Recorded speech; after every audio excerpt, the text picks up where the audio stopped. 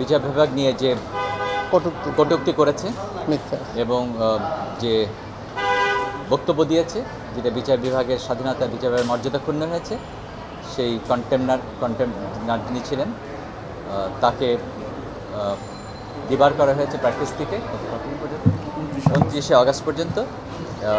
29শে আগস্টে তাকে personally appear হতে হবে এবং যে কন্টেন্টগুলো দেওয়া হয়েছে সেগুলো ফেসবুকে আসছে, সেগুলো বিটিআরসি থেকে আদেশ দেওয়া আছে, সেগুলোকে যেন রিমুভ করা হয়। অভিযোগকারীর নাম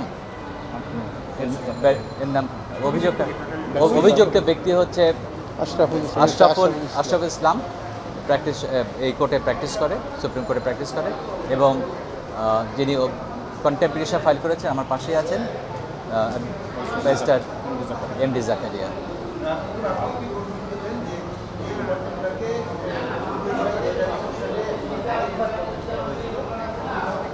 জি, যেটা আমরা বলেছি যে এর আগে এই অ্যাডভোকেটকে একই রকমভাবে কটূক্তির জন্য তাকে কন্টেম্পট প্রসিডিং ড্র করা হয়েছিল। তখন কোর্ট মহানুভবতার সাথে তাকে ক্ষমা করে দেয় এবং তাকে সাবধানও করে দেওয়া হয়েছিল যেন ভবিষ্যতে এরকম বক্তব্য না দেয়।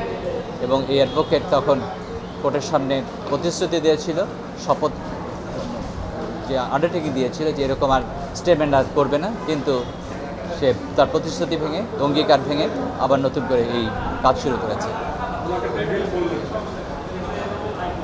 দেখেন, এটা জাস্ট অ্যান অ্যানালজি। আমাদের যে জুডিশিয়ারি, এই জুডিশিয়ারির নিরপেক্ষতা, এর যে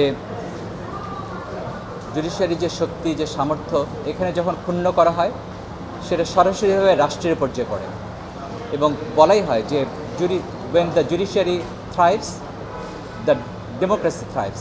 When the democracy thrives, the state thrives. When judiciary fails, the state fails. সুতরাং এই যে জুডিশিয়ারির উপর আক্রমণ, সেটা ইভেনচুয়ালি এটা স্টেটকে ক্ষতিগ্রস্ত করবে, স্টেটকে কোলাপস করে দেবে, কারণ জুডিশিয়ারি এবং স্টেট অঙ্গাঙ্গিভাবে জড়িত।